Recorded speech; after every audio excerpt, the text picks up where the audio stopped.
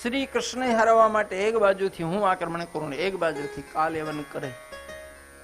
હવે આપ સમજી શકો છો કે જયારે લાખોની સેના કોઈ રસ્તે નીકળતી હોય તો રસ્તામાં આવતા ગામડાઓની કેવી દુર્દશા થાય. આ સૈનિકો લોકોનું બધું લૂંટી લે, આબરૂ લૂંટે, એમના ઘોડા હાથીઓ લોકોના ઉભા ખેતરો ચારી લે, બા રગદોડતા જાય રગદોડતા. આ 18મો હુમલો હતો અને શ્રી કૃષ્ણને ખબર પડી કે પ્રજા ત્રાસી ગઈ છે આ યુદ્ધોથી. બાપ મારે આ જગ્યા છોડીને જતો રહ્યો છે. અને આ વખતે ભગવાને કેમ છોડ્યું? કાલેવનને વરદાન છે કે તું શત્રુથી અજય રહીશ. અને જરાસંધ 4 મહિના સુધી બ્રાહ્મણોની ખૂબ સેવા કરી, ખવડાયા. પછી બ્રાહ્મણ કે તમારે જે વરદાન માંગવું હોય આશીર્વાદ માંગી લો. જરાસંધ કે યુદ્ધમાં શ્રી કૃષ્ણ હારે ને હું જીતું ઈ આપો. બ્રાહ્મણો કે પહેલા કીધું હોત તો તારા લાડવા ન ખાધા હોત. આ વરદાન ન મળે, તને ખબર નથી કોણ છે, તારો બાપ 100 જન્મ નહીં જીતી શકે, તું શું જોતો?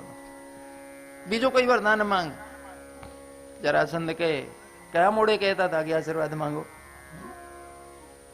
માણસને જોઈતું એ જ માંગે ને. બ્રાહ્મણો કે જો તું અમને હલકો પાડવા માંગે છે, અમે તને જીતાડશું, તારી સેનામાં આગળ આગળ અમે રહેશું, તું જીતીશ. જરાસંધ કે તમે શું લડવાના? બ્રાહ્મણો કે ગૌ બ્રાહ્મણ પ્રતિપાલ છે, અમારે લડવું નહીં પડે. આગળ અમને જોશે તો અમારા ઉપર હાથ નહીં ઉપાડી યુદ્ધ છોડીને ભાગી જશે. તું પાછળથી બૂમ પાડજે, હારી ગયો ને ભાગી ગયો, બાકી તારો બાપ નહીં જીત. આ વાત જાસૂસોએ શ્રી કૃષ્ણે પહોંચાડી દીધી હતી કે બચારા બ્રાહ્મણો 4 મહિના લાડવા ખાઈને ફસાણા છે અને એને જીતાડવા માટે સેનામાં આગળ આગળ આવી રહ્યા છે. ભગવાન કે ભલે, શું વાંધો છે, એક બાર હારનો સિક્કો લાગે તો. 18 વખત જીત્યા છીએ, એક બાર હારો. બ્રાહ્મણોને નહીં મારવું. અને કાલેવન બરદાની છે, એની સામે લડવાનું કોઈ અર્થ નથી. આ વખતે ભગવાન નક્કી કર્યું કે મારે બંનેની સામેથી ભાગવું જ છે, આમ તો નથી. કોઈ પણ ક્ષત્રિય કે આ યુદ્ધમાં જો પીઠ દેખાઈને ભાગે તો આબરૂ ગુમાવે. પણ શ્રી કૃષ્ણ ભાગવું પણ એટલું કુનેહપૂર્વકનું, બુદ્ધિમત્તાપૂર્વકનું હતું. એક બાજુ બ્રાહ્મણોની રક્ષા અને બીજી બાજુ ભાગીને પણ દુશ્મનને છેવટે નષ્ટ કરવું. ભાગી જઈને દુશ્મનને તાકાતવર બનાવવાની વાત નથી. ભગવાન જરા કાલેવનની સામેથી ભાગ્યા પણ મુચકુંદની ગુફામાં જઈને હંતાણા. મુચકુંદને ઇન્દ્રનો વરદાન હતો કે તને અડધી નીંદમાંથી કોઈ પણ ઉઠાડે બળીને રાખ થાય. એટલે રાજાને કોઈ ઊંઘમાંથી ઉઠાડે નહીં. એટલે ઘણા વર્ષોથી ઊતો હતો. ભગવાન એને પીતાંબર ઓઢારીને અંદર આમ હંતાઈ ગયા. ઓલો કાલેવન ખીજાયો કે મારો બેટો ભાગી નહીં, હુઈ ગયો ઉભો. એક લાત મારી. મુચકુંદ જાગ્યા, જ્યાં આખું ગાડી ત્યાં કાલેવન પેટ્રોલ વગર હળગ્યો આખો. એને આમ કુનેથી પતાવી નાખ્યું, પાછા વળીને આખી ને સેના સત્યાનાશ પાડી દીધી. બંને ભાઈઓ જરાસંધની સામેથી ભાગ્યા. આ 2 હુમલા એક સાથે થયેલા. કૂદીને ડુંગરા ઉપર ચડે. સામે બ્રાહ્મણ છે, બ્રાહ્મણને મળાય નહીં. જરાસંધને થયું કે ડુંગરાથી ઉતરે તો પેલા ડુંગરો હળગાવી દો, ચારે બાજુ બળી જશે 2 ભાઈઓ. પણ એને એ ડુંગરો હળગાવે તે પહેલા શ્રી કૃષ્ણ દાઉ ત્યાંથી ક્યારના ઠેકડા મારી નીકળી ગયા હતા ડુંગરથી બહાર. ખબર જ નથી. ડુંગરો હળગાઈને પાછો વળ્યો. એ હારી ગયો ને મરી ગયો ને હું જીતી ગયો. શું જીતી ગયો? ભગવાને વિશ્વકર્માને આદેશ કરીને દ્વારિકા આખી બસાવી દીધી હતી. અડધી બેટમાં સમુદ્રની અંદર અને અડધી બહાર તટમાં. બંને ભાઈઓ ત્યાં દ્વારકા પહોંચી ગયા. પોતાની પ્રજાને પહેલાથી મોકલી દીધી હતી. આ બંને બાજુથી હુમલા થાય તે પહેલા પ્રજાને કાઢી મૂકી. શ્રી કૃષ્ણ યુદ્ધમાંથી ભાગ્યા તોય હુલામણું નામ પડ્યું રણછોડરાય. બાકી કોઈ છત્રી હોય તો નાક કપાવે, ઇજ્જત ગુમાવે. આ દેશને છત્રીઓ અકડમાં ને અકડમાં રહ્યા, કૃષ્ણની નીતિ ન સમજ્યા તો બહુ નુકસાન થયું છે. ખરેખર શ્રી કૃષ્ણની નીતિ સમજવા જેવી છે. છત્રીઓને એક ઘણા વર્ષોથી, હજારો વર્ષોથી એક મગજમાં ભૂત સમાઈ ગયું, છત્રી પીઠ ન દેખાડે. અલ્યા સામે દુશ્મન બલવાન હોય તો રાજનીતિમાં સામ દામ દંડ અને ભેદ 4 ચરણ છે. એમાં ભેદ નીતિમાં છળ કપટ આવે, છેતરવાનું આવે, ખોટું બોલવાનું આવે. જ્યારે ત્રણ ઉપાય કામ ના લાગે તો ક્ષત્રિય ધર્મની રક્ષા, પોતાની પ્રજાની રક્ષા માટે ચોથું ઉપયોગ કરવું જ. એ કટોકટીના ક્ષણમાં ઉપયોગ કરવા માટેનો ક્ષત્રિયનો શસ્ત્ર છે. ખોટી રીતે તમે ખાલી નાક ને આબરૂ માટે મરી જાઓ બાપ, તો તમારો રાષ્ટ્ર, તમારો ધર્મ બી ધર્મીઓ રગદોડી નાખે. તમે તમારા અહમને બચાવી લ્યો છો, પણ તમારી પ્રજાને, રાષ્ટ્રને ગુમાવી દો છો. ત્યારે શ્રી કૃષ્ણમાં આ નથી. મને યાદ આવ્યું, એક કોઈ દરબારો હો તો ખોટું ન લગાડતા, એક દાખલો આપું છું. એક દરબારને બાપુને મોટી મૂછ રખાવવાનો છો, એ મોટી મોટી મૂછો રાખેલી. પછી એમને તો જાહેર કર્યું કે આ એરિયામાં કોઈ મૂછો ન રખાવે, અને મૂછો રખાવે તો મારી સાથે તલવારબાજી કરે. હવે બાપુનો હુકમ છૂટ્યો. આજુબાજુના ગામડામાં જે લોકો મૂછો રખાઈ બધા કઢાઈ નાખી કે આપણે આ ડખમ પડવું. 2-4 વર્ષ પછી એક ઉપાધિ આવી. બહાર ગામથી વાણીઓ આવ્યો ધંધો કરવા, એને મોટી મૂછ રાખવાનો શોખ. આ બે બાપુ હવેલીમાં બેઠા, ખાટલા નાખીને વાણીઓ સામેથી નીકળ્યો, અને બાપુ મોટી મૂછ દેખીને ભડક્યા. હો, એ ઉભો રે, કોણ છે? કે અંધાતા વાણીઓ છું. કેમ આ મૂછો રખાઈ? મારો શોખ છે, કઢાઈ નાખ. બોલો કે મારી રખાઈ છે, તમને શું નડે? નહીં, મારો આદેશ છે, આ એરિયામાં કોઈ મૂછ ના રખાવે, અને મૂછ રખાવે તો મારી સાથે તલવારબાજી કરે. વાણિયાથી બધા બુદ્ધિ કોઈને ન હોય, યાદ રાખજો. ચતુરાઈ ચારણની બુદ્ધિ બાણિયાની, રૂપ નાગરનું, રીત ભાત રાજપૂતનું, દુનિયામાં કોઈ ન પહોંચે વળે. આમનિયા અને મર્યાદા રીત ભાત રાજપૂતોની આખી દુનિયામાં એની જોડ ન જડે. પણ અક્કડમાં બધું કેવું. પેલો વાણિયો સમજી ગયો કે બાપુ તો રૂઆબ જમાઈને બેઠા છે. વાણિયો કે અમથા મૂછ રખાઈએ છે, વાંધો નહીં, હાલો તલવારબાજી કરી લઈએ. બાપુ માથાનો ભટકણો.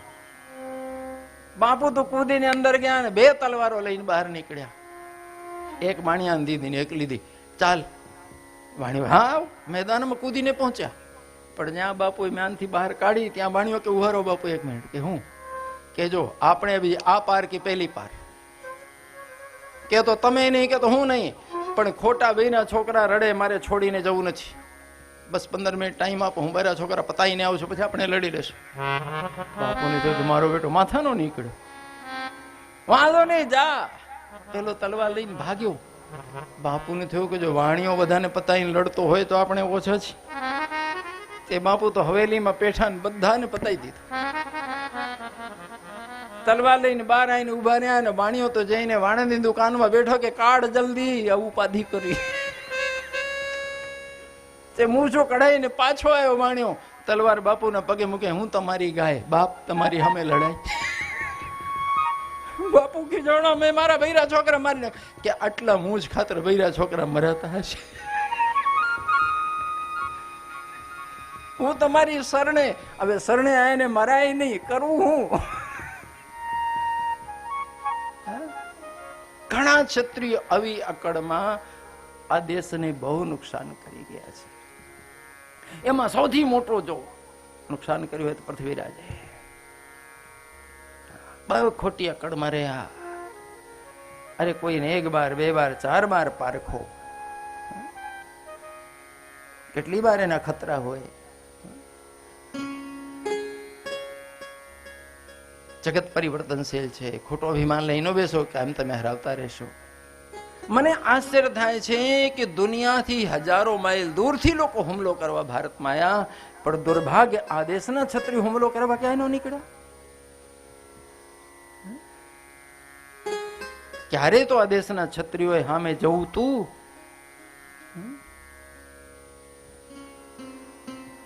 મારે ભૂતકાળમાં નથી જવું. એ ભગવાન શ્રી કૃષ્ણના લગ્ન રાધિકા સાથે નથી થયા. ભલે દ્વારિકામાં 16,000 લગ્ન થયા હોય, પણ કદી રાધિકા કૃષ્ણને નથી ભૂલ્યા, કદી કૃષ્ણ રાધિકાને નથી ભૂલ્યા. નથી કોઈ ડિમાન્ડ કે ફરિયાદ રાધિકાની, નથી કોઈ માંગણી કે ફરિયાદ શ્રી કૃષ્ણની. અને પ્રેમમાં કદી કોઈ દિવસ જરી કઈ ઓટ ના આવી. નહીં તો એમ કહું છું કે રાધાજી એટલો તો સંદેશો મોકલ્યો કે મને 16,000 ભારે નથી પડતી તો 1 ભારે પડે. કોઈ કારણ હતું? 8 પટરાણીઓ સેવામાં હોય તો શ્રી કૃષ્ણ રાધિકા યાદ આવે તો આંખમાંથી આંસુની ધારા થાય. 8 રોઈ પડતી હતી કે બાપ અમે 8 ભેગી થઈને એક રાધિકા નથી બંધા. અને રાધિકા છે કોણ? જે પોતાનું હક માંગવા નથી આવતા, કોઈ દી ફરિયાદ કરવા નથી આવતા. બાપ કોણ છે આટલું ઉદાર, આટલું ત્યાગ કરનારું? કોઈ કારણ નતું. પણ પ્રેમને આપણે સમજી શકશું નહીં. આપણે તો મોહને જ પ્રેમ જાણીએ છીએ. આ સાચો પ્રેમ હતો.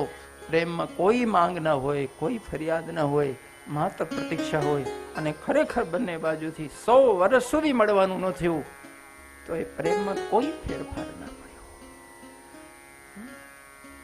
100 વર્ષ પછી શ્રી કૃષ્ણ કુરુક્ષેત્ર આવ્યા હતા. સૂર્યગ્રહણ પડ્યું સ્નાન માટે. શ્રી કૃષ્ણ 8 પટરાણીઓ લઈને આવ્યા હતા કુરુક્ષેત્ર. બ્રજથી નંદબાબા, યશોદા અને રાધિકા અને ગોપીઓ પહોંચી હતી. એ વખતે પટરાણીઓને ક્યાંક સૂચન મળ્યું કે રાધિકા આવ્યા છે. 8 રાણીઓ તૈયાર થઈ કે રાધિકાને જોઈએ તો ખરા કોણ છે બાપ. અને રાધાજીને કાયમ જો તો આંખમાં પ્રેમાશ્રુ હોય, મોઢામાંથી કમળ પુષ્પની વાસને ભમરાઓ મરડાતા હોય આજુબાજુ. એવું લખે છે સુખદેવજીની વ્યાસજી. કમળની વાસ નીકળે એમના શરીરમાંથી, મોઢામાંથી. એમને વાળ અસ્તવ્યસ્ત હોય, શરીર કે શ્રૃંગારનો ક્યાંય શરીરનો જ ભાન ન હોય તો શણગારનું ભાન ક્યાંથી હોય? 8 પટરાણીઓ જયારે જાય છે તો દૂધ લઈને જાય છે. બ્રજમાં ગોરસની મહિમા છે, આપણે દૂધ લીજે એમની પીળો, પણ ગરમ ગરમ લઈ જાય. જયારે રાધિકાના દર્શન કરે છે તો 8 પટરાણીઓ રોઈ પડે છે કે 8 ભેગી થઈએ તો રાધિકાના એક અંગની સુંદરતા ન પામી બાપ. અને આના વિરહમાં દ્વારિકાધીશ કેમ જીવી શક્યા છે? રાધિકાજી તો ભાનમાં હોતા જ નહીં. રોય રોયથી કૃષ્ણ નીકળે. જયારે પટરાણીઓ જઈને ઉભે રહી પ્રણામ કરે છે, ગોપીઓ કહે છે રાધિકે દ્વારિકાધીશની પટરાણીઓ આપને મળવા, દર્શન કરવા. આ શબ્દ કાનમાં પડ્યા. રાધિકાજી દોડીને એક ને છાતી સરસો લઈને રોયા છે. એક ને બાજી. તારે રાણીઓને ખબર પડી કે રાધિકાના હૃદયમાં એટલો વિશાળ સાગર છે પ્રેમનો બાપ. અમે કલ્પના નથી કરતી કે આ રીતે અમને હૃદય લગાડીને રાધિકા રોશે ને અમને સ્વીકારશે. એ લોકો જયારે દૂધ આપે છે કે રાધિકે અમારી ભેટ સ્વીકારો, રાધાને દેહનો બહાનો નહીં, ગરમ ગરમ દૂધ પી ગયા. રાણીઓ પાછી આવી જયારે શિબિરમાં જોવે છે શ્રી કૃષ્ણના શરીરે ફૂલા ફૂલા થઈ ગયા. પૂછે છે ભગવાન શું થયું અચાનક આપને? ભગવાન કહે છે રાધિકાને કોઈ ગરમ દૂધ પાયું, એના હૃદયથી કદી બહાર જઈ શકતો નથી. આ દૂધ મારા ઉપર રેડાયું. મહારાણીઓને ભાન થયું કે આ ભૂલ અમે કરીને આવ્યા છીએ. આ રીતેના હૃદયમાં બિરાજે છે, છતાં પણ શ્રી કૃષ્ણે અમને પ્રેમ આપવામાં કોઈ કચાશ નથી મૂકી બાપ. નહીં આટલો પ્રેમ હૃદયમાં જો વિરાય દગદગતો હોય તો સામા પાત્રને કદી પ્રેમ આપી શકે નહીં વ્યક્તિ. પણ 16,108 માંથી કદી કોઈને ખબર ન પડી બાપ કે હું બીજા નંબરે છું. આવો અગાધ પ્રેમ શ્રી કૃષ્ણનો, આવો જ અગાધ રાધિકાનો. એટલે આદેશના ઋષિઓએ રાધે કૃષ્ણ કરીને પુકાર્યા છે. દુનિયામાં કોઈને આદર અને પ્રેમ ન મળે એવું પ્રેમ અને આદર લગ્ન ના હો છતાં આ દેશના આદર્શ પાત્રો શ્રી કૃષ્ણ અને રાધિકા. પણ પ્રેમ જેથી સમજણ પડશે તેથી જ રાધિકા સમજાશે. ત્યાં સુધી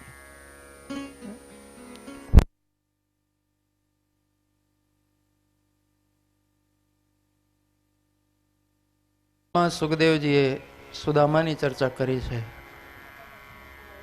સુદામા પોરબંદરથી ઉજ્જૈન ભણવા ગયો. શ્રી કૃષ્ણ મથુરાથી ઉજ્જૈન ગયા. બંનેની મિત્રતા થઈ. બહુ મોટું ગુરુકુળ હતું. 14 વિદ્યા અને 64 કળાઓનું શિક્ષણ ચાલે. હવે એક વિષયમાં 50-100 છોકરા હોય તો 7-8 હજાર છોકરા હોય. એમાં શ્રી કૃષ્ણે મિત્ર તરીકે સુદામા ગમે ગયેલો. પણ સુદામાનું જીવન ત્યાગમય હતો. પરણ્યા પણ છતાં પ્રતિજ્ઞા કરી હતી કે મારા આજીવિકા માટે કોઈ ધંધો નહીં કરું, હાથ લાંબો કરીને દાન નહીં લઉં. આપમેળે કોઈ મૂકી જશે તો સ્વીકારીશ. ભગવાનનો અવતાર ધર્મની સંસ્થાપના માટે થાય, પણ ભગવાન એકલે બધે ન પહોંચી વળે, બધાને ધર્મનો માર્ગ ન ચીંધી શકે. આ સાધુ સંતો મહાપુરુષો જ સતત લોકોના હૃદયમાં ધર્મની સમજણ આપે છે, સમજાવે છે. આ કામ વ્યાસજી, સુખદેવજી, પરાશરજી, ગર્ગાચાર્યજી, સાંડિલ્યજી, સુરદેવ, સુદામા, દુર્વાસા, આ બધા ઋષિઓ આમાં લાગ્યા હતા. એમાં જે ફક્કડ સંતો હતા એમને તો વાંધો નતો, પણ બે મહાપુરુષો, એક સુરતદેવ, એક સુદામા અને એક સાંડિલ, ત્રણેય પરણેલા છે, છોકરાઓ છે, અને ત્રણેય પ્રતિજ્ઞા લીધી છે કે હાથ લાંબો કરીને આમ દાન નહીં સ્વીકારીએ, કોઈ મૂકી જશે સ્વીકારશું, અને આજીવિકા માટે કદી કંઈ નહીં કરીએ. તો સમજો છે આળસુ થઈને પડે રહેતા હતા? નહીં, રાત દિવસ એક કરતા હતા. દુર્જનોના સંગથી લોકોના જીવન જે ભટકી ગયા હતા, લોકોના જીવનમાં જે નિરાશા આવી ગઈ હતી, કાયરતા આવી ગઈ હતી, દુર્ગુણો પેઠા હતા, વ્યસનો પેઠા હતા, એનાથી આ જીવને પાછું કેમ ચોખ્ખું કરવું, એને હૈયામાં કેમ બધું ઉતારવું, આ કામ મહાપુરુષો કરતા હતા. અને એ શ્રી કૃષ્ણ વખતે તો ભારત અત્યારે જેના કરતા ડબલ હતો. એ સુદામાં એક વાર ભગવાનને મળવા આવે છે, શરીર આમ હાડકા દેખાય છે, ભાઈ હવે આપોઆપ તો કેટલું આવે. ઘણી વાર સુદામાના છોકરાઓ ભૂખ્યા રડતા રડતા સુઈ જાય, પણ સુદામાએ પોતાનો ધર્મનો પથ મૂક્યો નથી. ધન્ય છે સુશીલા કોઈ દી પતિને લડી નથી કે હું પરોપકાર કરવા નીકળે છું, મારા છોકરા ભૂખ્યા રડે છે. નહીં તો પત્ની રોજના ઝઘડા કરે તો કયા કોઈ ધર્મ કાર્ય ન કરી શકાય. એક દિવસ સુશીલા થાકી ગઈ કે આ શરીર ક્યાં સુધી ટકશે. કાયમ કહો છો કે દ્વારિકાધીશ મિત્ર છે, કોઈ દી મળવાય નથી જતા, ક્યારેક તો જાઓ. સુદામાને થયું કે લગ્ન થયા જ્યાં સુધી કોઈ માંગણી, કોઈ ફરિયાદ નથી એની. બાપ પહેલી વાર મને કહે છે આ સુશીલા આજે જ જવું, પણ કંઈક હોય ભેટ માટે તો મિષ્ટાન પકવાન લાવ ને, કનૈયાને હાથમાં શું ધરીશ. જો સુદામા લેવા નતો ગયો, દેવા ગયો. સુશીલા એમ નથી કહેતી ઘરમાં લોટ નથી, હું મિષ્ટાન માંગુ છું. કેવું સ્વામી ઉભા રહો, હમણાં કંઈ હોય તો લઈ આવું. પોતાના છોકરાઓ માટે લોટ નથી માંગી, બ્રાહ્મણની દીકરી છે, માંગે તો કોઈ પાપ નથી લાગવાનું. પણ પતિ પ્રતિજ્ઞા લીધી એટલે સુશીલા કોઈ દી હાથ લાંબુ કરે નહીં. પણ પહેલી વાર શ્રી કૃષ્ણ ભેટ માટે પડોશમાં માંગવા ગઈ કે બેન કંઈક મિષ્ટાન પકવાન હોય તો આપો, મારા પતિ અચિંતા દ્વારિકા જવા નીકળે. પણ નસીબ એ ડગલા આગળ રહ્યા, મિષ્ટાન પકવાન ન મળ્યા, ખાલી 2 મુઠ્ઠી પકવાન મળ્યા. સુશીલાને થયું કે મને ખબર છે ગોવિંદ પ્રેમનો ભૂખ્યો છે, બાપ પકવાનનો ભૂખ્યો નથી. એ પોટલી વાળી સુદામાને આપે છે કે મને ખબર છે તમને સંકોચ થશે, પણ મારું નામ લઈને દેજો કે તમારા ભાવીએ મોકલ્યો છે. સ્વામી બીજું કંઈ કર્મ નથી, આપણે કંઈ કમાતા નથી, શું હોય. સુદામાજી એ પૌવા લઈને ગયા. ભગવાન રોતા રોતા દોડીને ભેટ્યા છે, સિંહાસનમાં બેસાડીને પગ ધોતા ધોતા રોયા છે. બાપ આવા પવિત્ર બ્રાહ્મણ ક્યાંથી. નહીં તો જો મિત્રોમાં પગે લાગવાનો, પગ ધોવાનો રિવાજ દુનિયામાં કદી હતો નહીં, આજે નથી. પ્રગાઢ મિત્ર હોય તો ઠઠ્ઠા મસ્કરીનો સંબંધ હોય, તૂતાનો હોય બાપ, પણ સુદામાનો જીવન એટલો પવિત્ર છે, એટલો દિવ્ય છે. આ દેશ માટે જીવે છે માણસ, પોતાના માટે જીવતો નથી. નહીં તો સુદામા જેવો પ્રતિભાવાન વ્યક્તિ જે ભગવાનનો ભાઈબંધ બની શકે, શું લોટ ના કમાઈ શકે. જો શ્રી કૃષ્ણ ગાઢ મિત્રોમાં અર્જુન, ઉદ્ધવ અને સુદામા 3 જ વ્યક્તિ છે. અર્જુન તો રાજવી પુરુષ છે જ. ઉદ્ધવજી મથુરામાં વડાપ્રધાન રહ્યા, દ્વારિકામાં વડાપ્રધાન રહ્યા. શું એક મિત્ર નગરપાલિકામાં મેળ ન પડ્યો હોત? દુનિયાના રાજકારણી ભયંદ કોઈ રહ્યા નબળા, પણ બાપ આ તો ત્યાગની મૂર્તિ, સંતોષની મૂર્તિ. ખરા અર્થમાં બ્રાહ્મણ હતો સુદામા. દ્વારિકામાં રોજના સંતો આયા છે, રોજના બ્રાહ્મણો આયા છે બાપ, પણ રડતા રડતા પગ ધોવા દોડ્યા હોય તો વ્યાસજીના, સુદામાજીના, દુર્વાસાજીના, એ બધાના પગ ધોવાના. દ્વારિકામાં અનેક બાર મોટા મોટા રાજવી પુરુષો આવ્યા છે મહેમાન તરીકે, પણ શ્રી કૃષ્ણ રીતે ઘેલા છે, દોટ નથી મૂકી. હવે એ ક્યાં ઓછા હતા, હોનાની દ્વારિકા હોય છે નહીં. પણ જયારે આવા મહાપુરુષો પવિત્ર આચરણ વાળા પધાર્યા, ત્યારે શ્રી કૃષ્ણ આંખમાં આંસુ હોય ત્યારે દોડીને પગ ધોવા બેસી. આજે આ દેશ ચરિત્રને બિલકુલ સન્માન નથી આપતો. બસ પૈસા વાળાને, સત્તા વાળાને, પૈસા વાળા. ચરિત્રને સત્યાનાશ કરવામાં અમારો તમારો બધાનો સામૂહિક ફાળો છે, યાદ રાખજો. સમાજ જયારે ચરિત્રને માન આપતો થશે તો જ ઊંચે બેઠેલાને ખ્યાલ આવશે કે ચરિત્રવાન બનવું પડશે. હું એમ નથી કહેતો કે તમે કોની ગાળો દો કે રેલી લઈ નીકળો એના ખિલાફ. ખાલી સન્માન આપવાનું બંધ કરી દેવું છે. જાણો કે ભ્રષ્ટ ચરિત્ર લોકો છે, સામે નહીં જોવાનું, સામેથી આવે તો ત્રાસું જઈ નીકળી જવાનું. જો આપણા ટોળા ફૂલહાર કરવા અને ગાંડા થઈને રેલીઓમાં ના ભેગા થાય ને તો આપોઆપ ખ્યાલ આવી જાય કે ચરિત્રવાન થઈને જીવશું તો ભારત સ્વીકારશે, નહીં તો નહીં સ્વીકાર. પણ એમાં અમારો તમારો જબરો ફાળો છે. ગમે તેવા ભ્રષ્ટ ચરિત્ર લોકોના આગતા ને સ્વાગતા ને ફોટા પડાવવા મળે, પડાપડી. આ તો કૂતરાની વૃત્તિ છે કે કોઈ એઠવાડ નાખે ટુકડો તેને તળિયા ચાટવાને પૂંછડી હલાવી. એઠવાડમાં આ પ્રજા 72 વર્ષથી જીવે છે. યાદ રાખજો, આ દેશના રાજકારણીઓ 72 વર્ષમાં જે આપ્યું છે એઠવાડમાં આપ્યું છે, પોતાના માટે રાંધ્યું છે, પ્રજા માટે આજ સુધી રંધાણું નથી. અને સતત એઠવાડના તળિયા ચાટીને આ પ્રજા સુખી છે 72 વર્ષથી. ક્યારે અમે સુધરશું? દોષ કોને દઈએ છે કે દેશ કયા રસ્તે જાય? એટલે શ્રી કૃષ્ણને સુદામા યાદ આવે એટલે 2 શબ્દ કઠોર બોલી ગયો છું. બાકી હું રાજકીય માણસ નથી, અરે લેવા દેવા. પણ જે દેશમાં રહીએ, જે માટીમાં જન્મ્યા, જે અમારી માટી સંઘર્ષે, જેના ટુકડા ખાઈએ છે, એના માટે પીડા થાય છે અંદર કે અમારી આવતી પેઢીઓનું શું થશે. જે દેશ સદા પરમાર્થની વાત કરતો રહ્યો, આ દેશમાં સ્વાર્થ હદ બહાર જતો રહે. સુદામાના ચરણ એટલે ધોયા છે શ્રી કૃષ્ણ. શ્રી કૃષ્ણ એટલા કઠોર હતા કે એમના પરિવારનું ચરિત્ર બગડ્યો તો પોતાના જતા પહેલા એ બધાને વિદાય કરી દીધી. સત્તા અને સંપત્તિના નશામાં એટલા બેફામ થયા યાદવો, એને એમ લાગ્યું અમે કંઈક છીએ. જુગારિયા થયા, બેભિચારી થયા, અહંકારી થયા. પરિણામે બુદ્ધિ બગડી, ઋષિઓની મસ્કરી કરવા ગયા. પુરુષને સ્ત્રીને લુગડા પહેરાઈને પગે લગાડે છે કે આને દીકરો થશે કે દીકરી.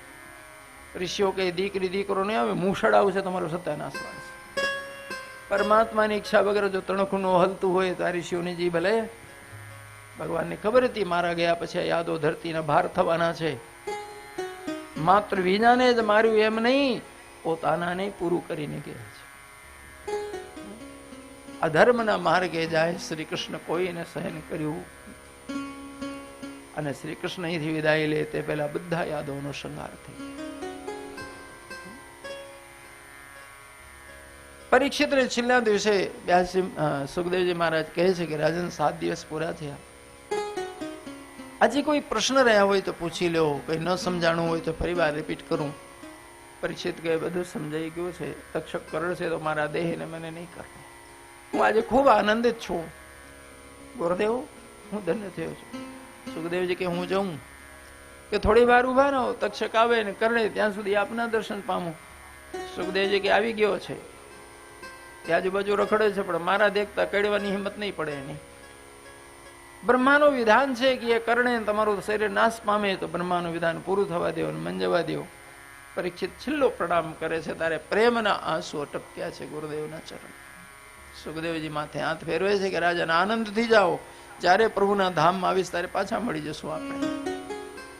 ઉત્તર દિશામાં સુખદેવજી રવાના થયા. બધા સંતો એમની પછવાડે જતા રહ્યા. પરીક્ષિત આંખ મીચી ધ્યાનમાં ઉતર્યા. પોતાની ચેતનાને એક એક ચક્ર ઉપર લઈ જતા આજ્ઞા ચક્રમાં ભગવાનના ધ્યાનમાં એકાગ્ર થતા જીવાત્મા અને પરમાત્મા ભળ્યા. તો દેહ બેઠું છે ખાલી.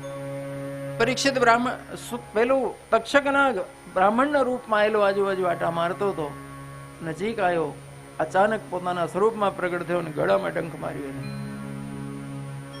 એ તક્ષકનો વિષ એટલો ભયંકર હતો કે રાજાનું શરીર રાખનો ઢગલો છે ડંખ મારતા. પણ એમાંથી એક જ્યોત પ્રગટ થઈ અને વિરાટમાં એકાકાર થઈ દેવતાઓ ફૂલ વરસાય બધાયા છે. દ્વારિકાધીશ. પરીક્ષિતનો મોક્ષ થયો છે. શ્રીમદ ભાગવતની મહિમા અહીં સૂતજી મહારાજ કહે છે, એક ઘડી આધી મેં પુણ્યા. તૈયારી કરી લો આપણે પૂર્ણાવતીની જે કંઈ કરવું હોય. હું 5 મિનિટમાં વિરામ આપું છું કે 11:15 થયા છે, પછી સમય મર્યાદા લાંબી થાય તો લોકોને ભૂખ લાગે. કૃષ્ણ કનૈયા. એક ઘડી આધી મેં પુનિયાદ, તુલસી સંગત સાધુ કી કટે કોટિ. એકાદ ઘડી પણ હૃદય જો પરમાત્મામાં ચોટી જાય અને સત સમજાઈ જાય તો જીવનો બેડા પાર થાય છે. તો 7 દિવસ પ્રેમથી સાંભળ્યું હોય એના પુણ્યને શું કહેવું? દુર્ભાગ્યવશ કદાચ જીવનમાં કદી સત્સંગ ન મળ્યો હોય તો ભાગવતની પોથીને પ્રદક્ષિણા કરીને પ્રણામ કરે એને ફરી બાર મનુષ્ય અવતાર મળે છે. કેમ? તો સૂતજી મહારાજ કહે છે કે જ્યારે ઉદ્ધવજી ભગવાન પાસે જ્ઞાન લઈને વિદાય લેતા હતા બદ્રીનાથ જવા, ઉદ્ધવજી રડ્યા છે કે ભગવાન આપ જતા રહેશો, હવે અમારો આશરો કોણ? ભગવાન કહે છે હું જતો રહીશ પણ મારો તેજ ભાગવતમાં મૂકતો જઈશ. જે લોકો ભાગવતમાં ડૂબકી મારશે ને મારો હાથ પકડવા મળશે તેને માંગમય મૂર્તિ પ્રત્યક્ષા વર્તતે હરે. સૂતજી કહે છે ભગવાન શરીરથી તો આ દુનિયાથી વિદાય લીધી છે પણ એમનું આત્મા જ્ઞાન સ્વરૂપ થઈને ભાગવતમાં સમાઈ ગયો છે. ભાગવતના જ્ઞાનમાં જે લોકો ડૂબકી મારે છે એને ભગવાનનો હાથ જાળવા મળે છે. એટલે માત્ર પુસ્તક ન સમજો, એ ભગવાનનું સ્વરૂપ છે પણ જ્ઞાન સ્વરૂપ છે. બહારથી તો બધા પુસ્તકોમાં જેમ કાગળ હોય કાગળ જ છે, પણ એમાં જે જ્ઞાન છે એ પરમાત્માનું સ્વરૂપ છે. એટલે જીવનમાં એકાદ બાર ચોક્કસ ભાગત સાંભળવા કોશિશ કરવી એમ સૂતજી મહારાજ આદેશ કરે છે. નામ સંકીર્તનમ યસ્ય સર્વ પાપ પ્રણાશનમ પ્રણામો દુઃખ શમનમ તમ નમામિ હરિમ પરમ. સૂતજી મહારાજ કહે છે જે પરમાત્માનું નામ સ્મરણ માત્રથી જીવ ભવસાગર પાર થતો હોય એવા પરમાત્મા ચરણે પ્રણામ કરીને વાણીને વિશ્રામ આપું છું. યદક્ષરમ પદભ્રષ્ટમ માત્રાહીનમ ચેત ભવેત તત્સર્વં ક્ષમતામદેવ પ્રસીદ પરમેશ્વર. હું ધન્યવાદ આપું છું આપ સૌને કે 7 દિવસ સુધી આપ ખૂબ મોટી સંખ્યામાં પધારી અને કથા શ્રવણ કરી, સાથે સાથે આપે ગૌ માતાની ઘાસચારાની ખૂબ પ્રેમથી ભાવથી સેવા કરી. 2 મહિના પહેલાથી સંસ્થાના બધા ટ્રસ્ટીગણો, કર્મચારીઓ અને એમ સાથે જોડાયેલા જે કથા સમિતિના ભાઈ અમારા ભાઈઓ સભ્યો છે ખરેખર ખૂબ તનતોડ મહેનત કરી છે.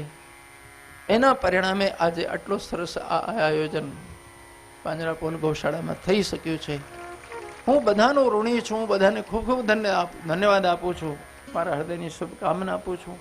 બધા દાનદાતાઓ, બધા શ્રોતાઓ, બધા કાર્યકર્તાઓ, અહીંના બધા પાંજરાપોળના કર્મચારી સેવકો, મારા હૃદયની શુભકામના છે. સર્વેત્ર સુખને સંતુ સર્વે સંતુ નિરામયા સર્વે ભદ્રાણી પશ્યંતુ માં કશ્ચિત દુઃખ ભાગ. ભગવાન આપ સૌને ખૂબ સુખી રાખે, સ્વસ્થ રાખે, સમૃદ્ધ રાખે. આવું ને એવું આપના જીવનમાં ખૂબ રૂડું કાર્ય થાય, સેવાઓ થાય, ભક્તિ થાય. ભગવાન આપને ખૂબ શક્તિ ભક્તિ આપે એવી મારી હૃદયની શુભકામના. 7 દિવસમાં મારાથી ક્યાંક જો અયોગ્ય બોલાઈ ગયો હોય તેની ક્ષમા ચાહું છું આપ સૌને, કારણ કે હું જીવ છું અને જીવ માત્ર ભૂલ કરે છે. સારું બોલાણું હશે તો ભગવાન હૃદયમાંથી ક્યાંક બોલ્યા હશે, બાકી હું એક સામાન્ય માનવી છું આપની જેમ. મારા અપરાધ માટે સૌની ક્ષમા ચાહું છું અને મારા હૃદયની શુભકામના આપી વાણીને વિરામ આપું છું. કાયેન વાચા મનસેન્દ્રિયૈર્વા બુદ્ધ્યાત્મના વા પ્રકૃતેર્સ્વભાવા કરોમિ અદ્યદ સકલમ પરસ્મૈ નારાયણાય સમર્પયામિ.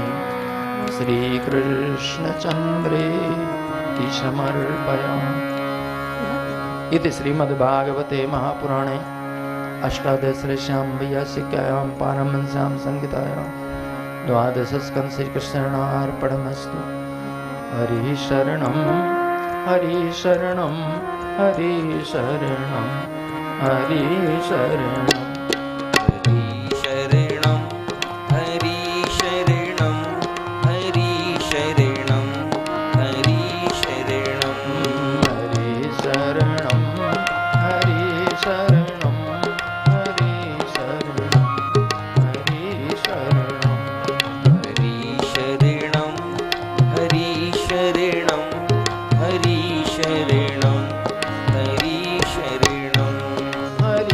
शरणं